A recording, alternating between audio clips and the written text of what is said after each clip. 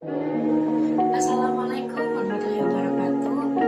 Hai, hello.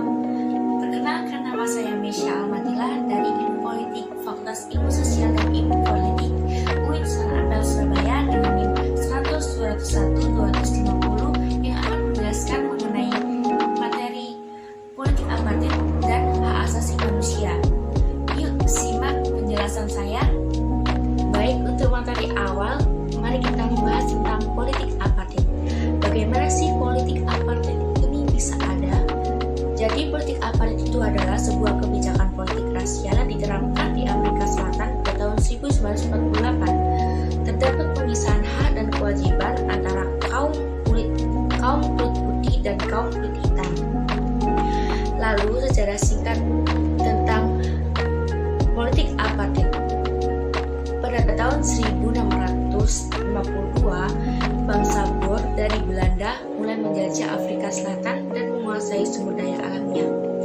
Lalu kemudian mereka terganggu oleh datangnya Inggris dengan tujuan dan maksud yang sama terhadap Afrika Selatan, sehingga terjadilah perang Boer pada tahun 1899 sampai 1902, sehingga dimenangkan oleh Inggris dengan mendirikan negara Dominion atau negara khusus dengan ketenagakerjaan Inggris yang disebut Union of South Africa.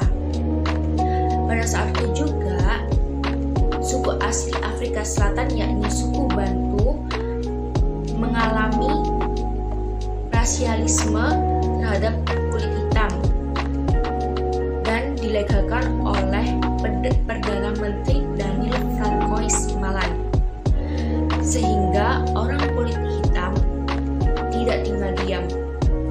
Mereka memberikan perlawanan dengan membentuk ANC.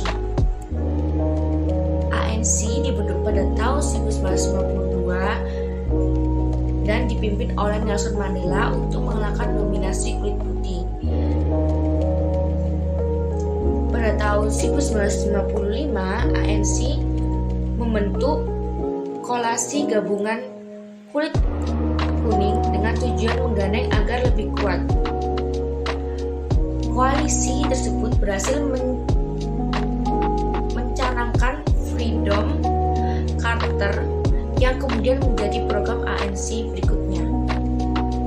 Kemudian lanjut pada tahun 1970, dunia internasional berhasil menekan pemerintahan baru yang dipimpin oleh Perdana Menteri Pieter William Botha, yang pada akhirnya melakukan beberapa reformasi dalam politik dan undang-undang. Sayangnya, Perdana Menteri tersebut tidak menghapus secara keseluruhan undang-undang apartheid, sehingga keadaan semakin kacau yang kemudian diwariskan kepada Ferdinand William de Klerk yang dipilih pada tahun 1989.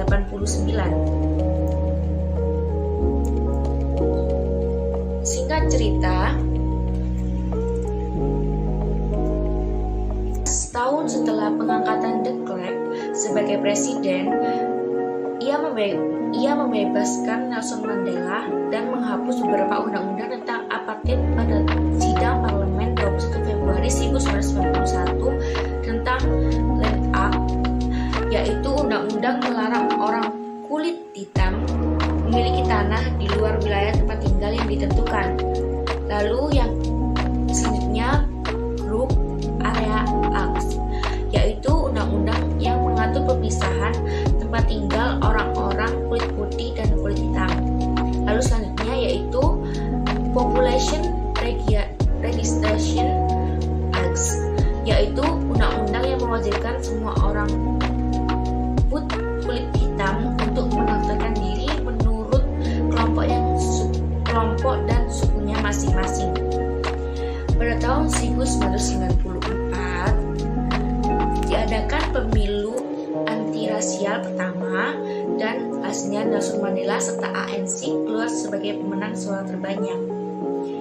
Kemudian pada tanggal 10 Mei 1994 Nelson Mandela ditetapkan menjadi presiden kulit hitam pertama di Afrika dan atas semua usahanya untuk Afrika Selatan, ia mendapatkan Nobel Perdamaian pada tahun 1994. Lalu selanjutnya adalah materi mengenai hak asasi manusia. Yang pertama adalah pengertiannya. Menurut Maryam Budiarjo tahun 1982, yaitu hak-hak yang dimiliki oleh manusia yang telah diperoleh dan dibawanya bersamaan dengan kelahiran dan kehadirannya dalam hidup masyarakat. Lalu untuk secara singkatnya yaitu berasal dari teori kodrati atau natural right theory yang menyebutkan bahwa manusia merupakan hak yang dimiliki oleh manusia yang disebutkan oleh John Locke. Teori ini berdampak pada revolusi di Inggris, Amerika Serikat, dan Prancis pada abad ke-17 dan abad ke-18. Lalu untuk sifat HAM sendiri adalah yang pertama universal, yang berarti dimiliki oleh setiap manusia tanpa terkecuali, tanpa mempertimbangkan perbedaan suku, ras, agama, budaya, dan bangsanya. Lalu yang kedua yaitu hakiki, yaitu berarti tiap manusia memiliki sejak lahir. Lalu yang ketiga adalah utuh. Utuh berarti tidak dapat dibagi-bagi. Lalu yang keempat adalah tetap. Tetap berarti tidak dapat dicabut oleh pihak manapun. Lalu yang kelima kodrati, yaitu berarti pemberian dari Tuhan Yang Maha Esa. Lalu untuk selanjutnya adalah prinsip dari HAM. Prinsip dari HAM tersendiri di sini mendapat 6 prinsip, yaitu yang pertama universitas atau universalitas, yang berarti diberikan kepada semua orang tanpa terkecuali. Lalu tidak terpisahkan, yang berarti hak asasi manusia tidak terpisahkan dan saling tergantung, yang berarti bahwa untuk menjamin hak-hak sipil dan politik, pemerintahan juga harus memastikan hak-hak ekonomi, sosial, dan budaya maupun sebagainya. Lalu untuk yang ketiga adalah partisipasi. Setiap orang memiliki hak untuk berpartisipasi dalam proses pengambilan keputusan mengenai perlindungan hak-hak mereka.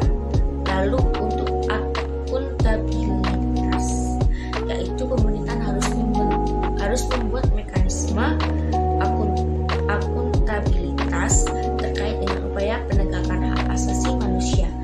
Lalu transparansi, keterbukaan tentang semua proses informasi dan pengambilan keputusan yang berkaitan dengan penjaminan hak-hak warga negara.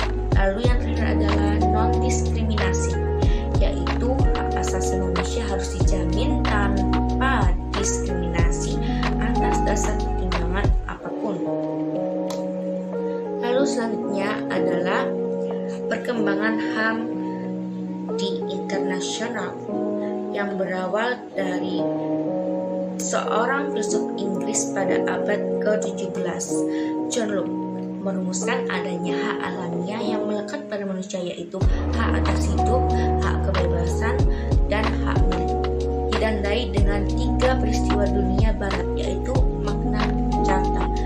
Bisa terlihat di foto sampingnya ada tulisan Magna Carta, yang berarti itu adalah piagam perjanjian dari Inggris dengan para bangsawan. Lalu untuk revolusi Amerika sendiri adalah yang bagian atas, gambar bagian atas, yaitu perang kemerdekaan rakyat Amerika Serikat saat melawan penjajahan Inggris pada saat itu, pada tanggal 4 Juli 1776. Lalu selanjutnya adalah revolusi Prancis, yaitu di gambarnya paling bawah sendiri, yaitu bentuk perlawanan rakyat Prancis kepada rajanya sendiri, yaitu Louis ke-16 yang telah bertindak sewenang-wenang dan absolut. Lalu untuk perkembangan HAM Indonesia sendiri adalah yang pertama, periode sebelum kemerdekaan, yaitu 1908 sampai 1945. Munculnya organisasi besar di Indonesia, seperti Pergerakan Nasional Budi Utomo tahun 1908, Sarekat Islam yaitu 1911, Partits pada tahun 1912, lalu Perhimpunan Indonesia pada tahun 1925, lalu yang terakhir adalah Partai Nasional Indonesia 1927. Yang kedua yaitu periode setelah kemerdekaan 1945 sampai sekarang, yang awalnya adalah 1945 sampai 1950 dengan menekankan wacana merdeka, hak kebebasan untuk berserikat melalui organisasi politik, serta hak kebebasan berpendapat menyampaikan pendapat terutama di parlementer.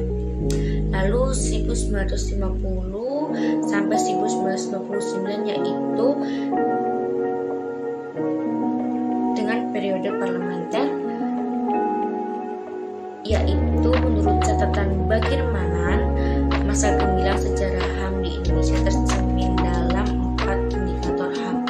Yang pertama adalah munculnya partai politik dengan berbagai ideologi, lalu adanya kebebasan pers, lalu selanjutnya adalah pelaksanaan pemilihan umum secara aman, bebas dan demokratis, lalu kontrol parlemen atas eksekutif. Lalu yang ketiga adalah periode 1959 sampai 1966 dengan masa berakhirnya demokrasi liberal dengan digantikannya demokrasi terpimpin yang terpusat pada kekuasaan Presiden Soekarno, yang pada saat itu demokrasi terpimpin tidak lain sebagai bentuk penolakan Presiden Soekarno terhadap demokrasi parlementer yang dinilai merupakan produk Barat. Lalu yang keempat adalah periode 1966 sampai 1968, yaitu menjanjikan harapan baru bagi penegakan HAM Indonesia. Janji Orde Baru tentang HAM mengalami kemunduran pesat pada tahun 1970-an hingga 1990-an. Setelah mendapatkan mandat konsultasional dari sidang MPRS, Orde Baru menolak HAM dengan alasan HAM dan demokrasi merupakan produk Barat yang individualistik, yang militeristik, bertentangan dengan prinsip lokal Indonesia yang berinsip gotong royong dan kekeluargaan. Lalu yang kelima adalah periode paksa Orde Baru, terbebas dari rezim Orde Baru dan merupakan awal datangnya era demokrasi dan HAM yang kala itu dipimpin oleh B.J. Habibie yang mendapat jabatan sebagai wakil presiden. Pada masa itu juga pemerintahan Habibie mengalami perkembangan yang sangat signifikan, yaitu lahirnya TAP MPR nomor 17/MPR/1998 tentang HAM, merupakan salah satu indikator pemerintah era reformasi.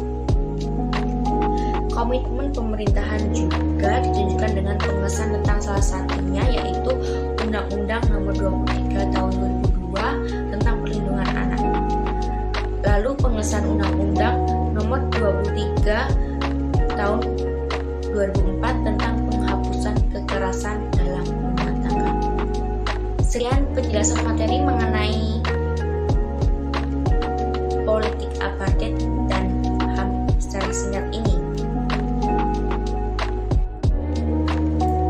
Sekian penjelasan materi mengenai politik apartheid dan hak asasi manusia yang telah saya sampaikan.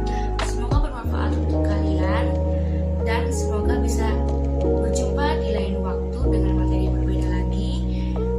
Akhir kata saya ucapkan banyak terima kasih karena telah sudah